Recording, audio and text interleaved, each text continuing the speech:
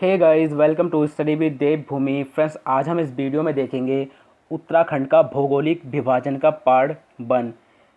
इस वीडियो में आपको गंगा का मैदान क्षेत्र, तराई क्षेत्र, भाबर क्षेत्र, शिवालिक क्षेत्र, दूनिया द्वार क्षेत्र, लघु हिमालय क्षेत्र, बृहत हिमालय क्षेत्र और 8वां है ट्रांस हिमालय क्षेत्र। ये 8 टॉपिक पढ़ने को मिलेंगे। हमने इनको डीपली पढ़ाने की कोशिश की है। कुछ पॉइंट अगर छूट जाते हैं इस वीडियो में तो वो एमसीक्यूज़ जब होंगे इस वाले पार्ट के, ठीक है, जब एमसीक्यूज़ होंगे तब उसमें कवर कर लिए जाएंगे। गाइज़, अगर आपको वीडियो अच्छी लगती है तो वीडियो को लाइक करें। अगर वीडियो आपको सही नहीं लगती है तो वीडियो को डिसलाइक करें। अगर अभी तक आपने हमारे चैनल को सब्सक्राइब नहीं किया तो चैनल को सब्सक्राइब कर लें ताकि आप किसी भी वीडियो को नोटिफिकेशन को मिस ना कर पाएँ। तो चलिए ज़्यादा टाइम ना ख़राब करते हुए वीडियो को शुरू करते हैं। भौगोलिक विभाजन। तो देखिए, भौगोलिक विभाजन होता क्या है। जो धरातलीय विन्यास होता है या जो हमारा पृथ्वी है उसके जो शैलक्रम होते हैं, ठीक है, जैसे ये मैदानी क्षेत्र है, ऊपर को तो थोड़े पहाड़ पड़ेंगे, उसके ऊपर जाओगे तो बर्फीले पहाड़ पड़ेंगे। तो इस तरह से जो होता है हर क्षेत्र का एक अपना भौगोलिक विभाजन होता है। तो धरातलीय विन्यास, स्तर, शैलक्रम तथा उच्चावाच स्वरूपों के आधार पर उत्तराखंड को 8 भौगोलिक क्षेत्रों में बांटा गया है। कौन कौन से हैं वो आपको बता दिए हैं मैंने जो थंबनेल है, ठीक है। गंगा का मैदानी क्षेत्र हो गया, तराई क्षेत्र हो गया, भाबर क्षेत्र हो गया, शिवालिक क्षेत्र है, दूनिया द्वार क्षेत्र है, उसके बाद लघु या मध्य हिमालय क्षेत्र है, उच्च हिमालय क्षेत्र है और फिर ट्रांस हिमालय क्षेत्र है। तो इन 8 को आज हम डीपली पढ़ेंगे। तो पहला आता है हमारा गंगा का मैदानी क्षेत्र। देखिए, दक्षिण हरिद्वार का अधिकांश भाग जो है वो गंगा के समतल मैदानी क्षेत्र का ही एक हिस्सा है। इसका निर्माण जो है, ठीक है, गंगा का मैदानी क्षेत्र गंगा द्वारा लाए गए महीन कणों वाले अपसादों, कांप मिट्टी, कीचड़, बालू से निर्मित हुआ है। तो क्वेश्चन यहीं से आता है कि गंगा का मैदानी क्षेत्र जो है वो किन कणों से मिलकर बना है। तो महीन कणों वाले अपसादों से मिलकर बना है। अगर मिट्टी की बात करता है तो कांप मिट्टी, ठीक है, इसमें मिट्टी की बात आती है तो कांप मिट्टी से निर्मित हुआ है। बाढ़ क्षेत्र में, ठीक है, अगला पॉइंट है बाढ़ क्षेत्र में किस प्रकार की मिट्टी पाई जाती है। तो एक पॉइंट के हिसाब से आप नोट करते हुए चलना इनको, चाहे आप बाद में कर लेना चाहे अभी कर लेना। बाढ़ क्षेत्र में किस प्रकार की मिट्टी पाई जाती है। तो देखिए, बाढ़ क्षेत्र में जो है खादर मिट्टी पाई जाती है। इसी तरह से क्वेश्चन आते हैं कि बाढ़ क्षेत्र में किस प्रकार की मिट्टी पाई जाती है। तो खादर मिट्टी पाई जाती है। और जो गैर बाढ़ क्षेत्र होते हैं उसमें किस प्रकार की मिट्टी पाई जाती है। बांगर मिट्टी। कैसी मिट्टी पाई जाती है। बांगर मिट्टी। उसके अलावा यहाँ से क्वेश्चन आता है कि गंगा का मैदानी क्षेत्र अत्यंत उपजाऊ होता है। इस क्षेत्र की प्रमुख फसलें कौन कौन सी हैं। तो देखिए, इसकी जो है वो 3 प्रमुख फसलें हैं, गन्ना, गेहूँ, धान, ठीक है। इस क्षेत्र की ये 3 जो हैं प्रमुख फसलें हैं।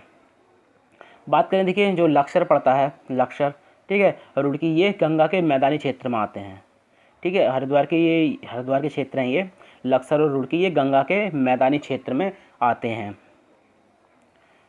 बात करें, दूसरा है तराई क्षेत्र, ठीक है। बात करें तराई क्षेत्र की तो देखिए, पौड़ी गढ़वाल तथा नैनीताल जिलों का दक्षिणी भाग, हरिद्वार का दक्षिणी क्षेत्र तथा ऊधम सिंह नगर का अधिकांश भाग तराई क्षेत्र में आता है, ठीक है। तराई क्षेत्र कहाँ आता है। पौड़ी गढ़वाल, नैनीताल जिलों का दक्षिणी भाग, ठीक है। पौड़ी गढ़वाल का दक्षिणी भाग ले लो, नैनीताल का दक्षिणी भाग ले लो, हरिद्वार का दक्षिणी भाग और ऊधम सिंह नगर का अधिकांश भाग जो आता है। ऊधम सिंह सबसे ज़्यादा जो तराई क्षेत्र आता है, तराई क्षेत्र जो आता है वो ऊधम सिंह नगर में आता है। तो क्वेश्चन आता है उत्तराखंड के, ठीक है, उत्तराखंड के किस जिले का अधिकांश भाग तराई क्षेत्र में आता है। तो ये आता है ऊधम सिंह नगर का, ठीक है। याद रखेंगे, ये पॉइंट यहाँ से काफ़ी मोस्ट इंपॉर्टेंट है। बात करें तराई क्षेत्र की चौड़ाई कितनी है। तो तराई क्षेत्र की चौड़ाई जो है वो 20 से 30 किलोमीटर है, ठीक है। कितनी है। 20 से 30 किलोमीटर। तराई क्षेत्र का निर्माण भी महीन कणों वाली मिट्टी से हुआ है, ठीक है। तराई क्षेत्र का निर्माण भी जो है महीन कणों वाली मिट्टी से हुआ है। उसके अलावा एक क्वेश्चन आता है यहीं से कि पाताल तोड़ कुएं, एरिडसन बेल्स किस क्षेत्र में पाए जाते हैं। तो ये तराई क्षेत्र में पाए जाते हैं। इस क्षेत्र में अधिक पानी वाली जो फसलें हैं वो काफ़ी अच्छी होती हैं, ठीक है। इस क्षेत्र में अधिकांश तराई है तो पानी की मात्रा तो अधिक रहेगी। तो यहाँ पे जैसे धान और गन्ना इसकी फसल जो है बहुत ही अच्छी होती है। ठीक है, तो क्वेश्चन आता है कि तराई क्षेत्र में सबसे अच्छी कौन कौन सी फसल होती हैं, तो धान और गन्ना। उसके अलावा तराई क्षेत्र के कुछ प्रमुख क्षेत्र हैं। ठीक है, तराई क्षेत्र के अंतर्गत कुछ प्रमुख क्षेत्र आते हैं, तो वो कौन कौन से हैं। देखिए, औरंगाबाद, ज्वालापुर, सितारगंज, बाजपुर, काशीपुर, खटीमा और रुद्रपुर, ये तराई क्षेत्र के अंतर्गत आते हैं। उसके अलावा देखिए, यहाँ से क्वेश्चन आता है कि किस क्षेत्र में कुमाऊँ, गढ़वाल, पंजाब, हरियाणा, बंगाल आदि राज्यों के लोग आकर बसे हैं, तो ये बसे हैं तराई क्षेत्र में। तराई क्षेत्र में, ठीक है, तो यहाँ से देखिए काफ़ी क्वेश्चन बन जाते हैं। तो ये वाला जो टॉपिक है ना, उत्तराखंड का भौगोलिक विभाजन, यहाँ से काफ़ी क्वेश्चन बन जाते हैं।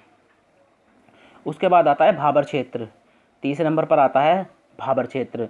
तो देखिए, ये देहरादून से चंपावत है और इसकी चौड़ाई लगभग कितनी है, 10 से 12 किलोमीटर। ये चौड़ाई की बात करें तो चौड़ाई इस तरह से होती है। ठीक है, जैसे अपना ये उत्तराखंड हो गया, इस तरह से मान के चलिए, तो यहाँ पे हमारा देहरादून हो गया, इस साइड में हमारा चंपावत हो गया, तो चौड़ाई इनकी इस तरह से होगी। ठीक है, इस तरह से होगी, ना कि इस तरह से। ठीक है, तो इस तरह से होगी चौड़ाई। तो देखिए, इस क्षेत्र में ही नदी जो है वो लुप्त दिखाई देती हैं। नदी बहती हैं क्योंकि मोटे मोटे पत्थर होते हैं, तो उनमें नदी नहीं दिखाई देती है। ठीक है, तो देखिए, इस क्षेत्र में नदी लुप्त से दिखाई देती है। इस क्षेत्र का निर्माण जो है प्लेस्टोसीन युग में वेगवती नदियों द्वारा लाए गए बजनी अपसादों, कंकड़, पत्थर, मोटे बालू से हुआ है। देखिए, जब ठीक है, इस क्षेत्र का निर्माण प्लेस्टोसीन युग में हुआ, यानी वेगवती नदी वो होती हैं जो तेजी से, जैसे ये पहाड़ हैं, ठीक है, ये पहाड़ हैं, मान के चलो, जब यहाँ से कोई जैसे बरसात या कुछ भी बहुत तेज़ी से हुआ, तो जब वो नदी अपने बहाव के साथ मोटे पत्थर, ठीक है, मोटे पत्थर, कंकड़, बालू लेकर आती हैं, तो इस क्षेत्र का निर्माण तब होता है। ठीक है, क्योंकि देखिए, नदी का बहाव जो होता है वो काफ़ी तेज होता है, तो मोटे से मोटे पत्थर को बहा कर ले आता है। ठीक है, तो इस क्षेत्र का निर्माण प्लेस्टोसीन युग में वेगवती नदियों द्वारा लाए गए बजनी अपसादों, कंकड़, पत्थर, मोटे बालू से हुआ है। अगला है चौथा, शिवालिक क्षेत्र। देखिए, यहाँ से काफ़ी क्वेश्चन रिपीट होते हैं। ठीक है, यूके ट्रिपल से यहाँ से काफ़ी क्वेश्चन पूछता है। तो देखिए, भाबर क्षेत्र के तुरंत, ठीक है, भाबर क्षेत्र जैसे ये है, तो भाबर क्षेत्र के ठीक इधर उत्तर में, ठीक है, भाबर क्षेत्र के उत्तर में स्थित पहाड़ियों को शिवालिक कहा जाता है। यहीं जीवाश्म मिलते हैं। ठीक है, क्वेश्चन आता है कि जीवाश्म किस क्षेत्र में मिलते हैं, तो देखिए आपका आंसर क्या होगा, शिवालिक क्षेत्र में। कुछ एक की पॉइंट हैं, आप या तो इनको नोट्स कर सकते हैं या आप बाद में इनको नोट कर लें, क्योंकि ये आपके एग्ज़ाम के हिसाब से काफ़ी मोस्ट इंपॉर्टेंट टॉपिक हो जाते हैं। तो ऊंचाई कितनी है, 750 मीटर से 1300 मीटर। शिवालिक क्षेत्र के अन्य नाम है। ठीक है, अगर शिवालिक क्षेत्र आपको ऑप्शन में नहीं मिलेगा तो आपको मिलेगा वह हिमालय या हिमालय का पाद। पाद का मतलब होता है पैर। ठीक है, एक ही इंपॉर्टेंट नोट इसमें कि शिवालिक क्षेत्र हिमालय के सबसे दक्षिण में स्थित है। याद रखेंगे, शिवालिक क्षेत्र जो है हिमालय के सबसे दक्षिण में स्थित है। शिवालिक क्षेत्र हिमालय का सबसे नवीन भाग है। तो काफ़ी यहाँ से क्वेश्चन बन जाते हैं कि हिमालय का सबसे दक्षिण में कौन स्थित है, तो शिवालिक क्षेत्र। हिमालय का सबसे नवीन भाग कौन सा है, शिवालिक क्षेत्र। ठीक है, तो ये कुछ इंपॉर्टेंट पॉइंट होते हैं जो एग्जाम के हिसाब से काफ़ी मोस्ट इंपॉर्टेंट हो जाते हैं। शिवालिक क्षेत्र का निर्माण मायोसीन से निम्न प्लाइस्टोसीन तक हुआ है। शिवालिक क्षेत्र 7 जिलों में फैला है। ठीक है, क्वेश्चन यही से बनता है कि शिवालिक क्षेत्र कितने जिलों में फैला है, तो शिवालिक क्षेत्र 7 जिलों में फैला है। देखिए, दक्षिण देहरादून, उत्तरी हरिद्वार, दक्षिण टिहरी गढ़वाल, मध्यवर्ती पौड़ी, दक्षिण अल्मोड़ा, मध्यवर्ती नैनीताल और दक्षिण चंपावत। एक क्वेश्चन आता है कि शिवालिक शब्द का अर्थ क्या होता है, तो देखिए, शिवालिक शब्द का अर्थ होता है शिव की भौएं। क्या होता है, शिव की भौएं। बात करें शिवालिक क्षेत्र की औसत चौड़ाई कितनी है, तो शिवालिक क्षेत्र की जो औसत चौड़ाई है वो है 10 से 20 किलोमीटर। ठीक है, इसे चौड़ाई कितनी है, 10 से 20 किलोमीटर। शिवालिक श्रेणी का जो प्राचीन नाम है, शिवालिक श्रेणी का जो प्राचीन नाम है, इसको मैनाक पर्वत भी कहा जाता है। क्या कहा जाता है इसको, मैनाक पर्वत भी कहा जाता है। शिवालिक क्षेत्र मायोप्लास्टोसिन, बालू, कंकड़, गोलाश्म तथा संपीड़ात्मक चट्टानों की मोटी परतों से निर्मित है। ठीक है, तो ये पॉइंट भी आपको नोट करना है कि शिवालिक क्षेत्र जो है मायोप्लास्टोसिन, बालू, कंकड़, गोलाश्म तथा संपीड़ात्मक चट्टानों की मोटी परतों से निर्मित है। एक इम्पोर्टेंट नोट यहीं से है कि शिवालिक क्षेत्र में भूस्खलन तथा भारी कटाव के कारण यहाँ गहरी घाटियाँ पाई जाती हैं। ठीक है, क्वेश्चन यही से आता है कि किस क्षेत्र में गहरी व संकरी घाटियाँ पाई जाती हैं, तो शिवालिक क्षेत्र में। अगला है शिवालिक क्षेत्र में प्राकृतिक वनस्पतियाँ और जंगल अधिक पाए जाते हैं। तो काफ़ी मोस्ट इंपॉर्टेंट यहाँ से कुछ की पॉइंट्स होते हैं जिनको आपको नोट करना है। ग्रीष्म काल में यहाँ का मौसम बड़ा सुहावना रहता है। ग्रीष्म काल में यहाँ कभी वर्षा होती है 200 सेंटीमीटर से 250 सेंटीमीटर के बीच। शिवालिक क्षेत्र में अधिकांश पर्यटन क्षेत्र स्थित हैं। ठीक है, शिवालिक क्षेत्र में अधिकांश पर्यटन क्षेत्र स्थित हैं। उसके बाद आता है दून या द्वार क्षेत्र। तो देखिए यह शिवालिक श्रेणी और मध्य हिमालय के बीच में पाई जाती है। इसकी चौड़ाई की बात करें तो 24 से 32 किलोमीटर इसकी चौड़ाई है। देखिए इनको चौरस व क्षैतिज घाटियों को पश्चिम व मध्य में जो है दून कहा जाता है। ठीक है, ये पॉइंट आप यहाँ से याद रखेंगे कि चौरस व क्षैतिज घाटियों को पश्चिम व मध्य में दून कहा जाता है तथा पूर्वी भाग में इसको क्या कहा जाता है, द्वार कहा जाता है। उसके बाद देखिए ये प्रमुख दून है जो एग्जाम में काफ़ी पूछे जाते हैं। तो देखिए प्रमुख दून में देहरादून आता है, कोठारी व चौखम आता है, पौड़ी में है, पतली व कोटा नैनीताल, पछवा पूर्वी चंदी हर की दून। तो ये प्रमुख दून है उत्तराखंड के। उसके बाद आता है देखिए 75 किलोमीटर लंबा व 24 से 32 किलोमीटर चौड़ा सबसे प्रसिद्ध दून कौन सा है, तो यह है देहरादून। कौन सा है, देहरादून। तो ये 75 किलोमीटर लंबा है और 24 से 32 किलोमीटर चौड़ा है। तो ये भी इसकी चौड़ाई और लंबाई आपको याद रखनी है। देखिए किस दून या घाटी में धान की फसल बहुत अच्छी होती है, तो ये देहरादून में होती है। ये क्वेश्चन पूछा जाता है कि किस घाटी में धान की फसल सबसे अच्छी होती है, तो देहरादून में। दून क्षेत्र की मिट्टी कांप निक्षेपों से ढकी है और यहाँ गहन कृषि की जाती है। दून क्षेत्र में अनुकूल परिस्थितियां होने से यहाँ जनघनत्व अधिक पाया जाता है। दून क्षेत्र में भूस्खलन की घटनाएं अधिक होती हैं। यह भूस्खलन प्राय लघु या मध्य हिमालय श्रेणी से होते हैं। राज्य के कुछ भागों में घाटियों के समतल भूमि को शैण कहा जाता है। ठीक है, क्वेश्चन आता है,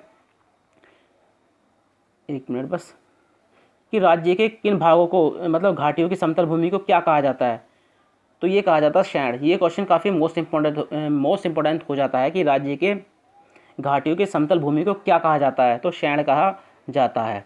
उसके बाद आता है देखिए काफ़ी मोस्ट इंपॉर्टेंट है लघु या मध्य हिमालय क्षेत्र। ठीक है, लघु या मध्य हिमालय क्षेत्र। तो ये शिवालिक श्रेणी के उत्तर तथा व्रत हिमालय के दक्षिणी 9 जिलों यानी नैनीताल, अल्मोड़ा, चमोली, पौड़ी, टिहरी, उत्तरकाशी, चंपावत, देहरादून, रुद्रप्रयाग, ठीक है, के पूर्व में पश्चिम तक विस्तृत हैं। ठीक है, 9 जिले और शिवालिक श्रेणी के उत्तर तथा व्रत हिमालय के दक्षिण 9 जिलों में पूर्व पश्चिम तक विस्तृत हैं। उसके अलावा लघु या हिमालय क्षेत्र की ऊंचाई की बात करें, ठीक है, ऊंचाई तो 1200 से 4500 मीटर है। चौड़ाई की बात करें तो 70 से 100 किलोमीटर है। लघु हिमालय क्षेत्र को हिमचल या हिम का आंचल भी कहा जाता है। ये क्वेश्चन पूछा जाता है कि किस हिमालय क्षेत्र को हिमांचल या हिम का आंचल भी कहा जाता है, तो लघु हिमालय को या मध्य हिमालय को। अगला है लघु हिमालय क्षेत्र में जीवाश्म का बिल्कुल अभाव पाया जाता है। ठीक है, लघु हिमालय क्षेत्र में जीवाश्म का बिल्कुल अभाव पाया जाता है। उसके बाद अगला पॉइंट है लघु या मध्य हिमालय क्षेत्र का निर्माण बलित एवं कायांतरित चट्टानों से हुआ है। ये पॉइंट आपको याद रखना है कि लघु या मध्य हिमालय क्षेत्र का निर्माण जो किन चट्टानों से हुआ, तो बलित एवं कायांतरित चट्टानों से हुआ है। लघु हिमालय क्षेत्र का निर्माण, ठीक है, प्री कैम्ब्रियन तथा पैलियोजोइक काल के चट्टानों से बने हैं। दोनों पॉइंट आपने याद रखने हैं। चट्टानों की बात करें तो बलित एवं कायांतरित चट्टानें, और काल की बात करें तो प्री कैम्ब्रियन तथा पैलियोजोइक काल के चट्टानों से बनी हैं। लघु हिमालय में अधिकता, ठीक है, किन किन चीज़ की अधिकता, मतलब क्या क्या चीज़ लघु हिमालय में पाई जाती हैं, तो देखिए स्लेट, चूना पत्थर, सैल, क्वार्टज, नीस और ग्रेनाइट, ये अधिकता में पाई जाती हैं। तो ये आपको याद रखनी है कि लघु हिमालय में अधिकता में क्या पाया जाता है, तो स्लेट, चूना पत्थर, सैल, क्वार्टज, नीस और ग्रेनाइट। देखिए लघु हिमालय से, ठीक है, लघु हिमालय मध्य हिमालय से सरयू, पश्चिमी रामगंगा, लधिया, नयार मंडल आदि नदियाँ निकलती हैं। तो इनको भी आपने नोट करना है। उसके अलावा है मंसूरी यानी पहाड़ों की रानी, लघु हिमालय श्रेणी में ही स्थित है। ठीक है, यहीं से क्वेश्चन आता है कि मंसूरी यानी पहाड़ों की रानी किस हिमालय क्षेत्र में स्थित है, यानी लघु हिमालय या मध्य हिमालय क्षेत्र में स्थित है। उसके बाद आता है उत्तराखंड का पामीर। ठीक है, लघु हिमालय के अंतर्गत चमोली, पौड़ी, अल्मोड़ा में फैले दूतातोली श्रृंखला को उत्तराखंड का पामीर कहा जाता है। तो ये चमोली, पौड़ी और अल्मोड़ा में फैला हुआ है। ठीक है, तो इसको क्या बोलते हैं, उत्तराखंड का पामीर। अब देखिए उत्तराखंड का पामीर से 5 नदियाँ निकलती हैं, पश्चिमी रामगंगा, अटागढ़, पश्चिमी नयार, पूर्वी नयार और बूनो। तो इन 5 नदियों का भी नाम आपने याद रखना है। दूतातोली में ही वीर चंद्र सिंह गढ़वाली की समाधि स्थित है, ये भी आपको पॉइंट याद रखना है। यहाँ प्रतिवर्ष 12 जून को उनकी याद में मेला लगता है। दूतातोली में मतलब याद रखना है आपको, वीर चंद्र सिंह गढ़वाली की समाधि कहाँ पे है, दूतातोली में। ठीक है, यहाँ पे इनकी याद में मेला कब लगता है, 12 जून को। उसके अलावा इंपॉर्टेंट नोट्स यहाँ के यह है कि 1960 में वीर चंद्र सिंह गढ़वाली ने नेहरू से यहाँ भारत की ग्रीष्मकालीन राजधानी बनाने की मांग की थी। उसके अलावा देखिए गैरसैंण जो कहाँ पे, चमोली में, दूतातोली क्षेत्र में ही स्थित है। दूतातोली ब्रिटिश काल में चंद्रपुर परगने में था। ठीक है, दूतातोली जो था जो ब्रिटिश काल था उसके चांदपुर परगने में था। उसके बाद आता है कुमाऊं क्षेत्र में दूतातोली श्रेणी के दक्षिण ढाल पर लगभग 200 वर्ग किलोमीटर में अनेक ताल या झील स्थित हैं। इसमें से प्रमुख है नैनीताल की झील।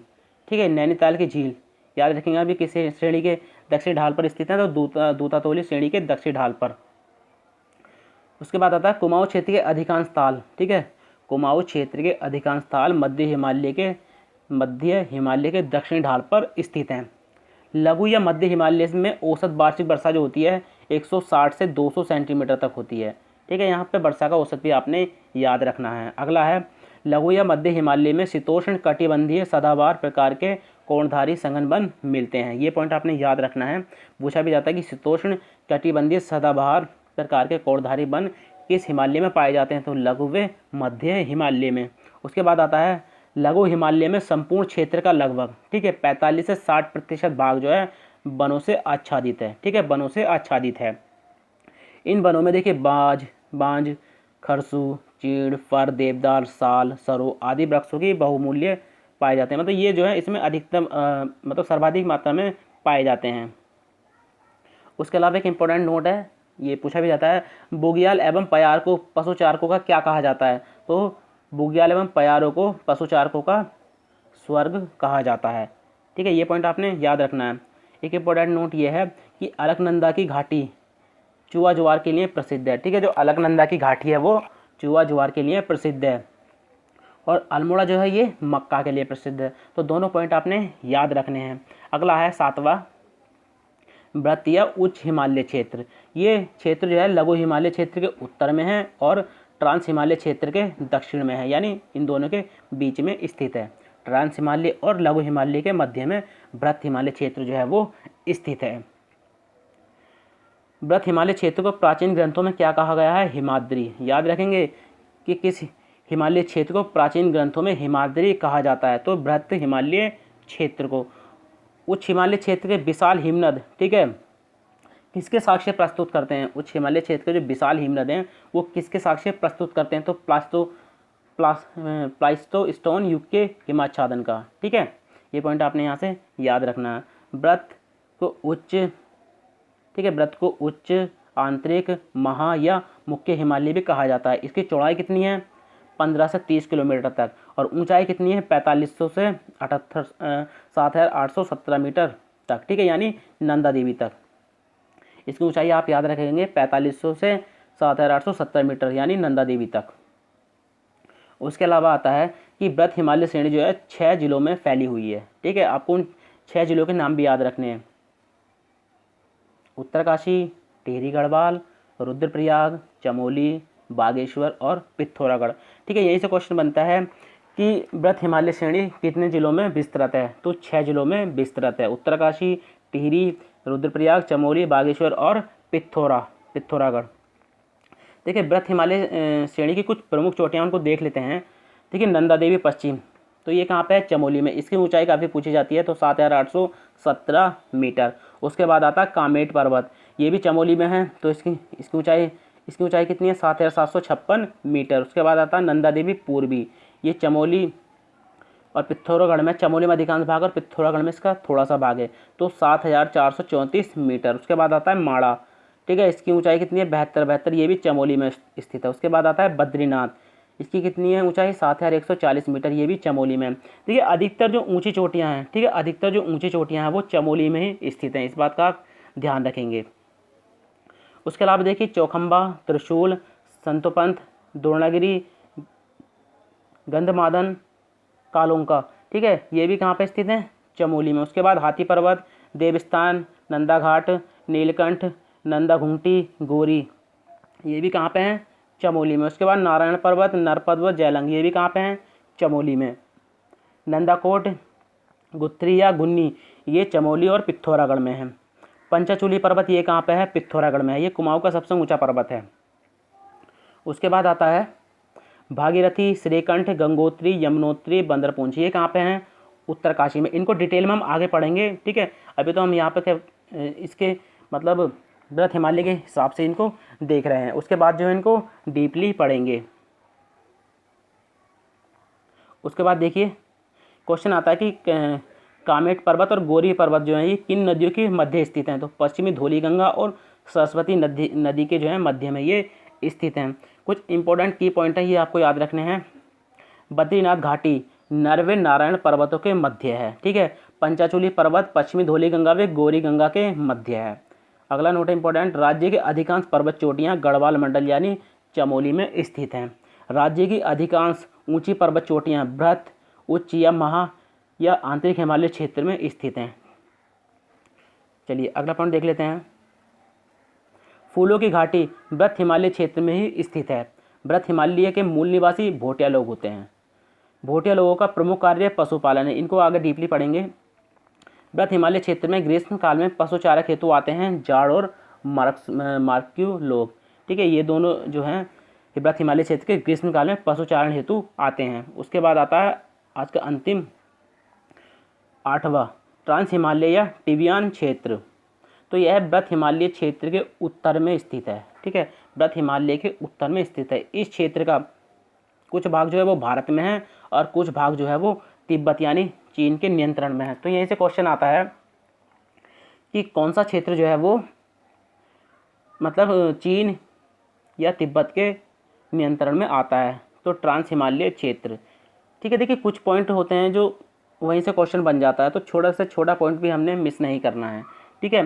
तो आप याद रखिए ट्रांस हिमालय क्षेत्र जो है ये तिब्बत यानी चीन के नियंत्रण में भी है। इस क्षेत्र की चौड़ाई की बात करें तो 20 से 30 किलोमीटर व ऊंचाई 2500 से 3500 मीटर है। ट्रांस हिमालय क्षेत्र की पर्वत श्रेणियों को जैंसर श्रेणी कहते हैं, ठीक है। ट्रांस हिमालय क्षेत्र की पर्वत श्रेणी को क्या बोलते हैं, जैंसर श्रेणी। तो गाइज ये था उत्तराखंड का भौगोलिक विभाजन। अगर इसमें कोई पॉइंट अगर छूट भी गया है, जब हम MCQs कराएंगे MCQs, तो MCQs में उनको कंप्लीट कर देंगे। वीडियो अच्छी लगे तो वीडियो को लाइक करें, शेयर करें, कमेंट करें।